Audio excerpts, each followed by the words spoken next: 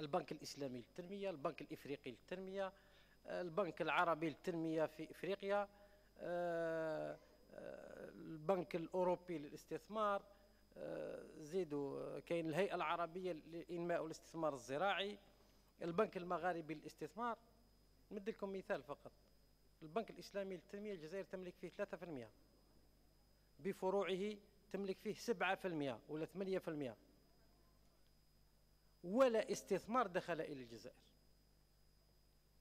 مع أنه هي سادس دولة أو سابع دولة اللي أسوه من 9 دول في العالم الإسلامي. في العالم الإسلامي مش العالم العربي. كي نصيب أنه الجزائر كانت مساهمة في التأسيس وغير مستفيدة في الإنجاز، يعني إنجاز مشاريع عملاقة، هذا يشكل خطر للاقتصاد الجزائري.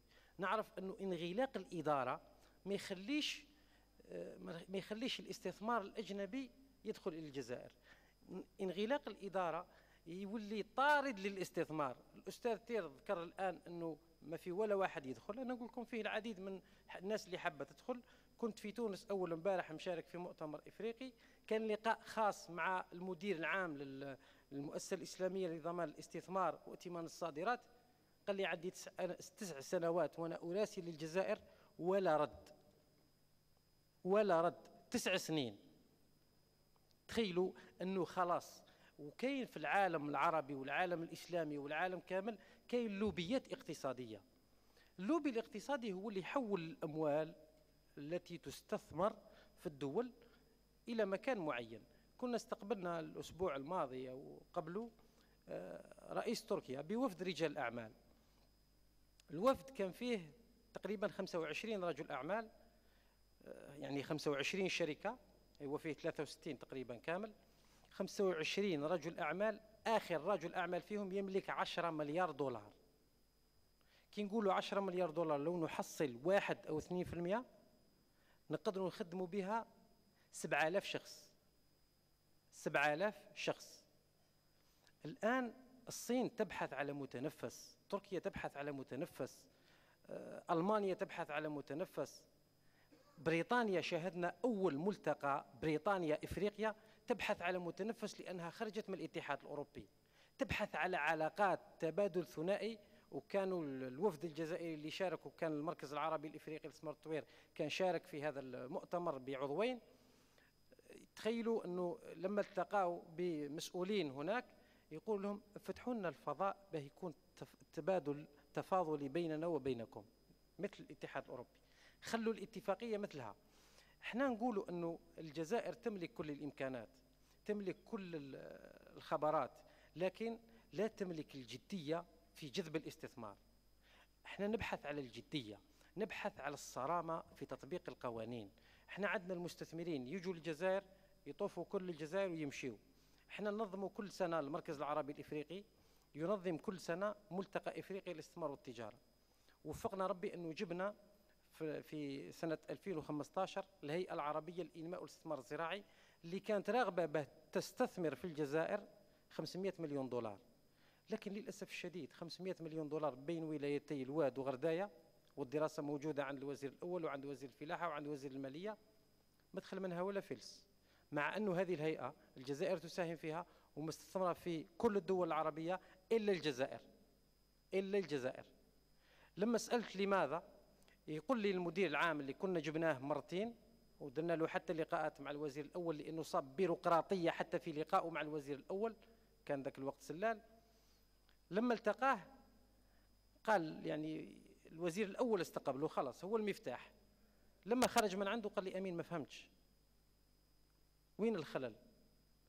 لليوم مازال ما كلموش منذ سنة 2003، يعني أول لقاء كان من 2003 هما يطلبوا، 2016 دخلوا عند الوزير الأول، لليوم ولا واحد اتصل بهم، لا إيميل لا فاكس لا واتساب. قال لي والله كنت نستنى ولا واتساب معليش. للأسف الشديد الجاذبية هي الأهم في نطاق الاستثمار الأجنبي. الملتقى القادم يكون يوم 28 مارس، أنتم مدعوون للمشاركة فيه، يكون في فندق الشيراتون ككل سنة. الملتقى يحضره تقريبا 33 دولة، وناس جادين وناس حابين صح يستثمروا وناس حابين صح يكونوا، وإحنا كمركز يهمنا الاستشارة القانونية، يهمنا ربط المحامي مع الإطار الأول لهذا المستثمر به يروح في الطريق الصحيح، لأنه لما حطيناش في الراية الصحيحة يطيح مع عصابة دولة دراهم. احنا حابين به نحافظوا عليه، ماشي من بعد نبداو ندافعوا عليه ونبداو نقولوا يلا نبحثوا على كيف نسموها الدفاع، ولا كيف نرجعوا له الحقوق تاعو. اهم شيء في الجاذبية هي وضوح الرؤية. علاقتنا قوية جدا بالسعودية، الإمارات، قطر، الكويت والأردن، وكل الدول التي تملك ثروات كبيرة وتبحث على متنفس كبير لدخول إفريقيا. وإفريقيا اليوم تعرف تنافسية كبيرة جدا، بحيث أنه شوفوا دول الآن متسارعة في النمو، ونحن الآن دولة متعثرة، أنا ناكلوا من ريزيرف. نكملوا بهذه الطريقة بعدم وضوح الرؤية الثابتة للقوانين، رايحين ندخلوا في سور مرة ثانية، لأنه ناكلوا من المصروف اللي كان مخبي. معناتها من بعد الشركات المتعثرة اللي نزيدوا نمدوا لها تبقى في نفس النمطية اللي كانت تسير به، ونبقاو في نفس الإشكال، ودائما تبعث صور سلبية للمستثمر الأجنبي. يقول لك كيف شركة كما فلان كان لها نقولوا هي شركة منتجة لربما الثلاجات وكذا، نروح نمولها ب 300 مليون. هذا مشكل كبير جدا بالنسبة لإجراءات قانونية. احنا نبحث دائما على استقطاب حتى رؤوس الأموال أو الأموال تاع الجالية الموجودة في الخارج.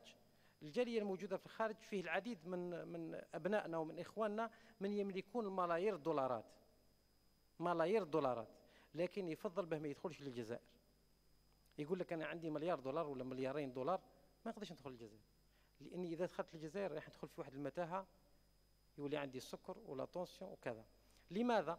لأنه هنا أنا أراه غياب المحامي، لأنه المستثمر الأجنبي لما يأتي للجزائر يروح للنوتير، ما يروحش للمحامي، والنوتير يقول لي هو المستشار القانوني تاع الشركة.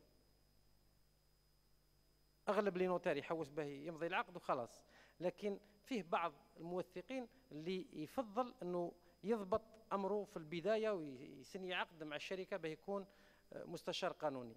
أنا نطلب من كل واحد حاضر في القاعة أنه يبحث هو على الشركات، ما يبحثش على الشركة به يدافع عنها يوم تحصل الشركة، لا، يحضر معها كمستشار دائم في كل اجتماع، كل شركة، كل صار، كل لازم يدير حصيلة السنة. في حصيلة السنة لازم يكون حاضر به يعرف التفاصيل، مش لما تطفر يقول له مانيش عارف من نبداها، اشرح لي، يضرب 3 أيام ولا 4 أيام وهو يشرح للمحامي، والمحامي ربما حتى في الدفاع ما يقدرش يحصل على الرؤية الصحيحة للدفاع. الشراكة الأجنبية هي مهمة جدا. احنا الجزائر مش 49 51 هي المشكلة، نقولها بصدق. كنا استقبلنا العديد من الشركات ولاقيناهم بكل الوزراء، ولاقيناهم حتى بالرئيس من اللي كان، لكن للأسف الشديد، للأسف الشديد أنه الجاذبية والتعقيد الإداري والتعقيد القانون والأفخاخ الموجودة في القانون يخافوا. كنا استقبلنا أكبر شركة تركية للعقار والتجهيزات الكبرى، لما جات صدقوني يعني أنا انبهرت، جات ب27 واحد، 27 شخص. جاب المدير العام تاع البنك، احنا مدير عام تاع بنك شركة تقول له نستقبلك، اسمح لي أستاذ حيدر، يقول له نجي نزورك، يقول له لا ما عنديش وقت، خاصة البنوك العمومية، وربما مش مدير عام، ربما مدير وكالة. ما نبحثوش على حل المشاكل في البداية، نبحثوا على لما تتعقد المشاكل نبدأ نبحثوا على حلول. الأشخاص اللي جابهم معاه جاب محامي.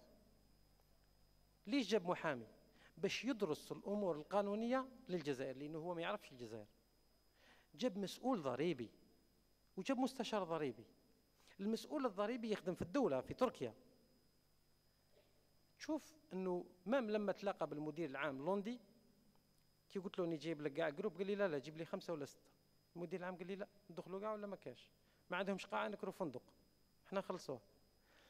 الأمر هنا جلل أنه الشركات في الجزائر مش محطوطة في الرؤية الصحيحة، لأنه الشركة في الجزائر تعرف أنه المصروف تاع جيبها ولا المصروف تاع الكونت تاع الشركة نفس الشيء، يجبد وقت ما يحب ويحط وقت ما يحب. هذا خلل. الاستثمار الأجنبي به نجيبوه عندنا 3 حلول في تقديري. الجاذبية لازم تكون قوية جدا، والناس اللي تلعب في اللوبي الاقتصادي تاعنا خارجا لازم تكون قوية جدا، ووضوح الرؤية لازم يكون 100%، لأنه ما نقدرش نسوق في الليل، لازم نسوق في النهار. لا سوقت في الليل نولي نسوق بسرعة أقل، ونبحث دائما على أماكن اللي ارتاح بصح لما يكون نهار ونهار طالع نقدر نمشي مسافة طويلة وبأي سرعة. شكرا لكم، وأتمنى إن شاء الله ما نكونش أثقلت عليكم، وبارك الله فيكم.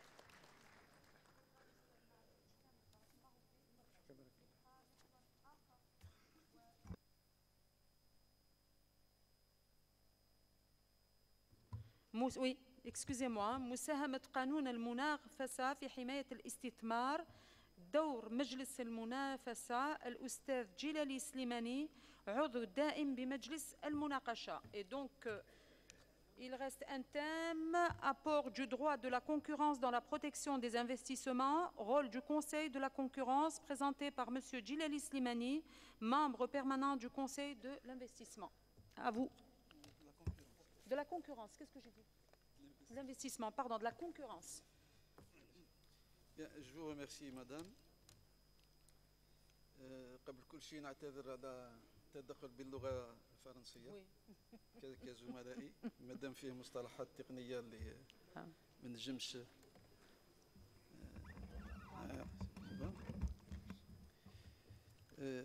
Je voudrais remercier par l'occasion d'abord le barreau d'Alger de nous avoir intégrés dans ce séminaire, d'autant plus que le thème concerne la protection juridique et judiciaire des investissements, le rôle de l'avocat. Le barreau d'Alger a bien voulu nous intégrer avec un sous-thème qui est celui de l'apport du droit de la concurrence à la protection des investissements et quel serait le rôle de la concurrence en la matière.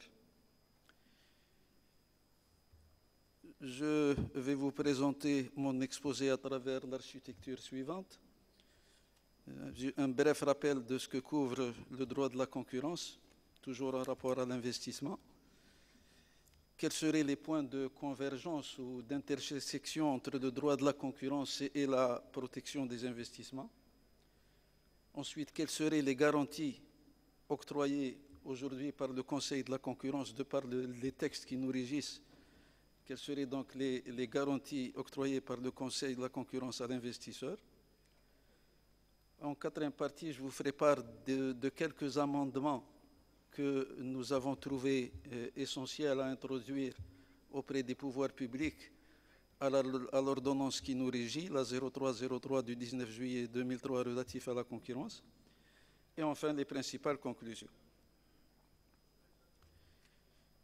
Très rapidement, le droit de la concurrence, généralement, beaucoup le savent, se divise en deux volets. On parle du grand droit de la concurrence et du petit droit de la concurrence. Le petit droit de la concurrence, en fait, c'est les pratiques déloyales, tout ce qui est dénigrement, désorganisation, publicité illicite, parasitisme et confusion. Alors, ce petit droit de la concurrence, des pratiques déloyales, il est régi par une loi, c'est la 0402 du 23 juin 2004, qui fixe les règles applicables aux pratiques commerciales. Ce type de pratiques sont traitées, en fait, par le ministère du Commerce, par des services du ministère du Commerce. Elles ne sont pas traitées par le Conseil de la concurrence. Le Conseil de la concurrence traite, en fait, les pratiques anticoncurrentielles. Ce sont celles qui sont régies par l'ordonnance 0303 du 19 juillet 2003 dont je vous parlais. Alors, quelles sont ces pratiques anticoncurrentielles? Vous avez l'abus de position dominante ou monopolistique, vous avez les ententes injustifiées, vous avez l'exclusivité aussi dans l'exercice d'une activité, vous avez l'exploitation abusive de l'état de dépendance économique d'un client par rapport à son fournisseur ou vice-versa. Vous avez aussi les pratiques de prix de vente aux consommateurs abusivement bas, par rapport aux coûts de production, de transformation et de commercialisation. Et enfin, il y a un point aussi très important que nous traitons, c'est la notification des concentrations économiques, c'est-à-dire tout ce qui est fusion et acquisition. Alors, vous devez savoir que pour les premières pratiques anticoncurrentielles que je viens de vous citer, celles-ci peuvent faire recours auprès de la Cour d'Alger. Quant aux concentrations économiques, elles peuvent faire recours, ou les auteurs peuvent faire recours auprès du Conseil d'État. Donc la surveillance du marché et la sanction des pratiques anticoncurrentielles par notre Conseil vise, vous le devinez, à assurer un fonctionnement concurrentiel du marché, c'est-à-dire à contribuer surtout à la préservation de l'ordre public économique. Au même titre que l'ordre public est assuré par un policier, l'ordre public économique est assuré par le Conseil de la concurrence, tant et si bien qu'on parle du gendarme de la concurrence en Europe. Donc le fonctionnement concurrentiel du marché est une des composantes de l'ordre public économique. Alors qu'attend l'investisseur d'un marché concurrentiel? Il attend que ce soit le lieu où les acteurs sur le marché, c'est-à-dire les entreprises, peuvent entrer et sortir relativement facilement. C'est les marchés contestables, ce qu'on appelle, c'est-à-dire les barrières à l'entrée et à la sortie. Il faudrait, autant que possible, les restreindre au maximum. Il attend aussi que ce soit le lieu où l'on peut faire respecter, ce que les juristes savent, où l'on peut faire respecter les contrats et protéger les droits de propriété. Voilà ce qu'attend un investisseur en général. Alors, je vais passer directement sur le deuxième point, c'est quels seraient les points de convergence aujourd'hui entre le droit de la concurrence et la protection de l'investissement. Je ne vais pas vous rappeler l'article 43, il vient d'être cité, je crois, depuis ce matin de la Constitution, qui traite de la liberté d'investissement et de commerce, qui est reconnue, que cette liberté s'exerce dans le cadre de la loi, que l'État œuvre à améliorer le climat des affaires, on y est dans l'investissement donc, il encourage sans discrimination l'épanouissement des entreprises au service du développement économique national, ce que le Conseil de la concurrence appelle en fait la neutralité concurrentielle. L'État régule le marché, nous sommes le régulateur du marché par délégation de l'État, justement, et la loi protège les droits des consommateurs et elle interdit le monopole et la concurrence déloyale. Donc cet article associe l'amélioration du climat des affaires, comme vous le constatez, donc l'encouragement à l'investissement, l'associe à la régulation du marché et à la non-discrimination entre entreprises, bien sûr, et à l'interdiction du monopole et de la concurrence déloyale. Sur un autre plan, l'OCDE, dans son édition de 2015, une étude qui porte sur le cadre d'action pour l'investissement, l'OCDE identifie 10 domaines politiques qui influent directement sur l'investissement. Je ne vous citerai pas toutes les politiques, politique commerciale, fiscale, gouvernance de l'entreprise, comportement responsable, etc. Mais en 4e position, c'est la politique de la concurrence.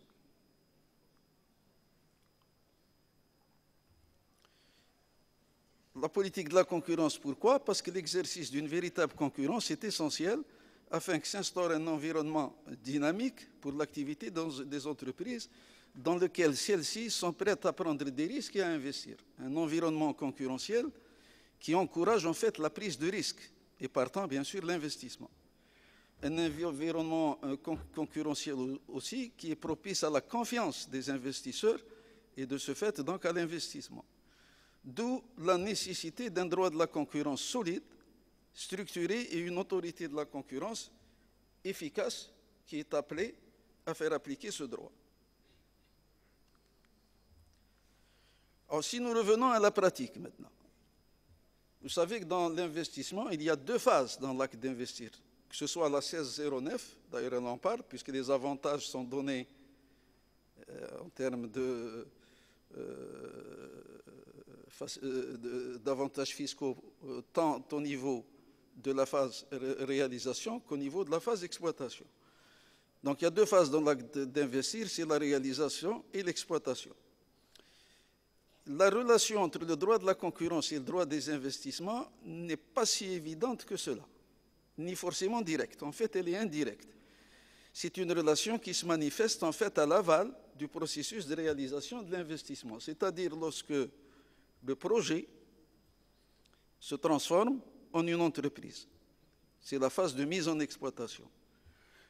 Alors l'attractivité de l'investissement va reposer en dehors des avantages octroyés par le Code des investissements, c'est-à-dire les avantages fiscaux, notamment dans les deux phases, avantages fiscaux, douaniers, etc.,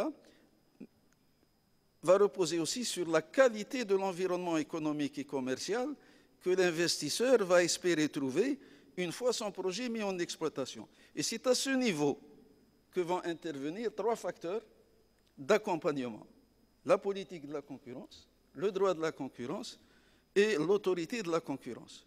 Ce sont les parties prenantes de l'environnement recherché par l'investisseur local, national ou étranger. Concrètement, l'attente des investisseurs quant à l'intervention du Conseil de la concurrence va se manifester à travers deux actions. La notification des concentrations, fusion et acquisition, mais aussi les marchés publics. Le concept de concentration en droit de la concurrence se renvoie systématiquement aux investissements car il s'agit de fusion-acquisition par prise de participation dans le capital. Ce que les deux textes, soit le Code des investissements, la 1609, ou bien notre ordonnance qui nous régit, corroborent. Comment? Les investissements selon le Code de l'investissement 1609, on donne une définition, ce sont les acquisitions d'actifs entrant dans le cadre de la création d'activités nouvelles, d'extension de capacité de production et ou de réhabilitation. Deuxième point, l'investissement est aussi les participations dans le capital d'une société. Et si vous vous référez à notre ordonnance, sur la partie qui régit les concentrations, on nous dit une concentration est réalisée lorsque une ou plusieurs personnes physiques détenant le contrôle d'une entreprise au moins acquièrent directement ou indirectement, que ce soit par prise de participation au capital, on y est, ou achat d'éléments d'actifs, le contrôle de l'ensemble ou de partie d'une ou de plusieurs entreprises. Donc le contrôle des concentrations est à l'inverse du droit des pratiques anticoncurrentielles, un contrôle qu'on désigne sous le vocable de a priori. C'est un contrôle a priori. Il attribue au Conseil de la concurrence le pouvoir de donner ou non son accord à un projet de rapprochement entre entreprises. Un tel contrôle préalable est obligatoire dès lors que les entreprises qui souhaitent se rapprocher entre elles atteignent une certaine taille. Concrètement, l'entreprise qui projette de prendre le contrôle d'une autre doit déposer un dossier de concentration auprès du Conseil de la concurrence. Ce dossier, il est d'ailleurs déterminé par le décret exécutif numéro 5/219 du 22 juin 2005, relatif aux autorisations des opérations de concentration. C'est sur lequel nos rapporteurs planchent à chaque fois qu'ils ont affaire à le traitement d'une affaire de concentration.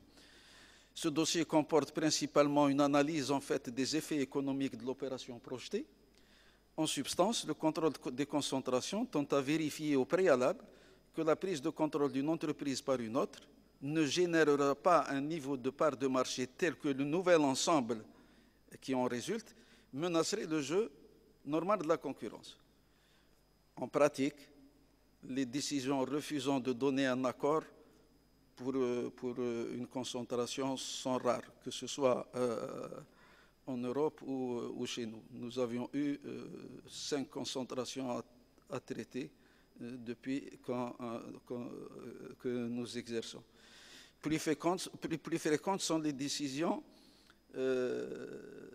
d'autorisation donnée, mais assorties de conditions ou d'engagements pris par l'entreprise qui prend le contrôle de l'une de ses concurrentes.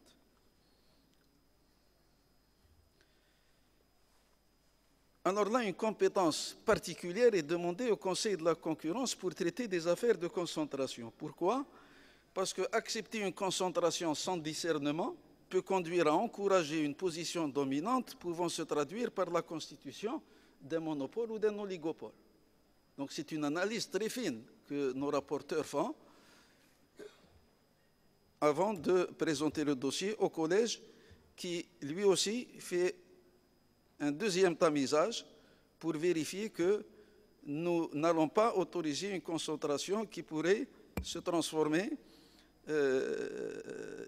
dans les mois qui suivent en monopole ou en oligopole. Maintenant, deuxième point, refuser une concentration sans discernement aussi peut conduire à s'opposer à l'opportunité que veut saisir une entreprise cherchant à croître par le moyen d'une croissance externe. Vous savez qu'une entreprise a deux moyens de croître. Ou bien une croissance interne, c'est-à-dire par la réinjection de son résultat bénéficiaire ou d'une partie de son résultat bénéficiaire pour pouvoir grandir, comme elle peut choisir un autre moyen, c'est d'acheter purement et simplement une autre entreprise, acquérir une autre entreprise en bonne ou en mauvaise santé, mais qui lui fera gagner au moins le temps du délai de réalisation d'un projet. Donc nous sommes au niveau du Conseil de la concurrence partagés entre ces deux, ces deux alternatives avant de prendre une décision irréfléchie. Deuxième point, j'avais dit, il y avait les concentrations et les marchés publics.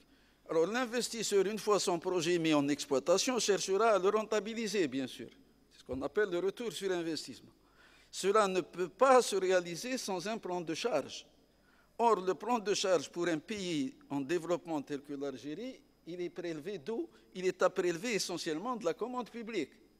Nous savons tous que celle-ci, la commande publique, représente aujourd'hui près de 40 à 45% du produit intérieur brut.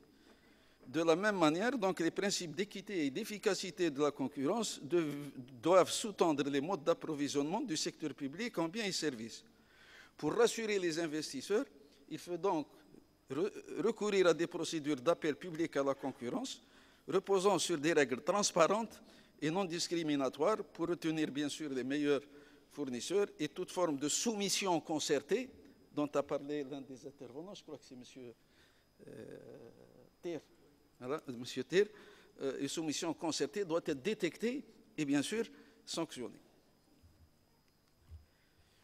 Nous avons l'article 6 de notre ordonnance qui dispose que sont prohibées, lorsqu'elles ont pour objet ou pour effet d'empêcher, de restreindre ou de fausser le jeu de la libre concurrence dans un marché, les pratiques et actions concertées, conventions et ententes expresses ou tacites, et notamment lorsqu'elles tendent à permettre l'octroi d'un marché public au profit des auteurs de ces pratiques restrictives. Cet article donne donc compétence au Conseil de la concurrence d'intervenir pour la sanction de telles pratiques. Alors, je passe à la troisième partie. Madame, je suis dans les temps. Vous avez encore 5 minutes. 5 minutes. J'y serai juste. Ça va faire 10 minutes. Merci, madame. Donc j'avais dit que les garanties, que le Conseil de la concurrence octroie indirectement aussi des garanties à l'investissement. Vous savez que le Code des investissements, à travers la loi 1609, offre des garanties à l'investisseur, en son article 21 d'ailleurs, qui dispose que sous réserve des conventions bilatérales, dont a parlé, je crois, Mme Makrour tout à l'heure, régionales et multilatérales, signées par l'État algérien, les personnes physiques et morales étrangères reçoivent un traitement juste et équitable au regard des droits et obligations attachés à leurs investissements. Le Conseil de la concurrence aussi, en mettant en œuvre les dispositions de l'ordonnance 0303 relative à la concurrence, donne les garanties suivantes à l'investisseur. D'abord, nous avons les règles de procédure applicables au niveau du Conseil de la concurrence sont similaires à celles en vigueur au niveau des juridictions de premier degré. Procédure contradictoire, notification des griefs aux parties, délai de réponse au rapport des rapporteurs, le préliminaire et le définitif, droit de défense, recours à un avocat ou à plusieurs, traitement du secret des affaires. C'est l'article 29 et 30, deux articles de l'ordonnance 0303 qui nous imposent ce type de fonctionnement. Deuxièmement, les décisions du Conseil de la concurrence sont susceptibles de recours, j'avais dit, devant la Cour d'appel d'Alger pour les pratiques anticoncurrentielles et du Conseil d'État pour des concentrations, ceci contre d'éventuels excès de pouvoir de l'institution. Article 63. Le Conseil de la concurrence se rend compte aussi de ses travaux par rapport annuel d'activité adressé à l'instance législative, au Premier ministre et au ministre chargé du commerce. Nos décisions sont publiées sur les bulletins officiels de la concurrence. D'ailleurs, nous en avons ramené plusieurs avec les dépliants pour faire connaître le Conseil de la concurrence. Les 2 ou 3 caisses, je ne sais pas si ils ont été distribués. Le dispositif juridique relatif à la concurrence en vigueur permet aux entreprises qui estiment avoir été injustement éliminées d'un appel d'offres public, on vient d'en parler dans les marchés publics tout à l'heure, de saisir le Conseil, ce qui est de nature aussi à rassurer les investisseurs nationaux et étrangers. Et enfin, l'instruction des dossiers est assurée aussi par des rapporteurs sous la supervision d'un rapporteur général, et ces rapporteurs instruisent comme des juges d'instruction à charge et à décharge. Autre point, c'est que la procédure contradictoire écrite de l'instruction du dossier est complétée par une procédure orale permettant aux parties en cause de présenter en cours de séance du collège des faits nouveaux ayant un lien avec le dossier. Et certains avocats connus sur la place d'Alger ont plaidé devant nous pour au moins 2 dossiers, ou plutôt 2 affaires. À l'instar des tribunaux, l'organe qui est chargé de la poursuite, c'est-à-dire l'organe d'instruction, nos rapporteurs, cet organe est séparé de l'organe décisionnel, le collège, qui a le pouvoir de décision. Et lorsque le Conseil de la concurrence en fait est saisi d'une affaire